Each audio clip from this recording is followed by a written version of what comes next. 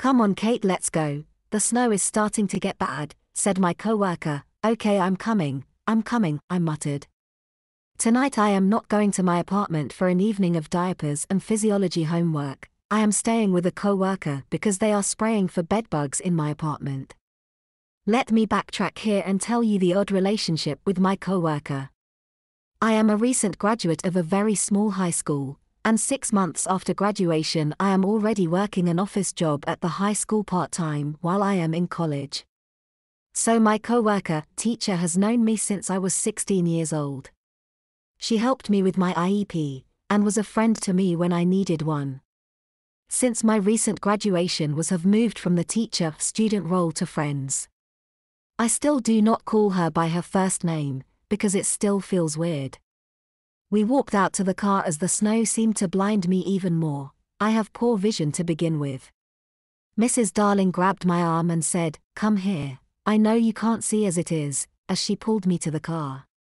This is the point I should explain our physical differences. Mrs. Darling is about 5 feet 8 inches and 250 pounds, and I am 5 feet 2.5 inches and all of 125 pounds, so when I say she pulled me, she pulled me. We got in the car and I reached my hand into my bag and felt around for my prize. Crap, where is it? Did it fall out? No, there it is, thank goodness. My hands had closed around my adult size NUK 5 pacifier. I had never taken it out in public, but did not want to leave it at home to be exposed to whatever they were going to spray to get rid of the bedbugs. Mrs. Darling had offered to keep me for the night when I was complaining about the frequent bites, and mentioned they were going to spray my building. I was pulled out of my thoughts about my pacifier by the car skidding to a stop. Here we are, kiddo, home sweet home. We jump out of the car into the blizzard and run inside. Wow, I knew she had a 6-figure job, but I didn't know what kind of house a 6-figure job bought. I set my bag by the stairs and looked at the living room around me in awe.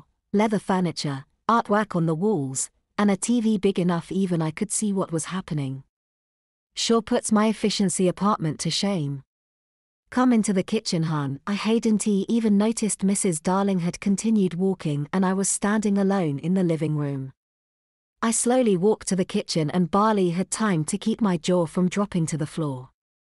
In front of me was a kitchen of any cook's dreams, stainless steel appliances, granite countertops with lots of room, and even a freestanding island just for food prep.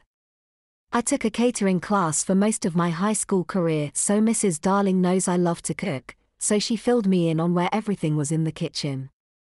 Well, little lady, I know you can cook better than me, so would you like to wow me with one of your dishes? Sure, I said, you took me in for the night, so it's the least I can do. Mrs. Darling left the room to do some work on the computer, and I started to cook.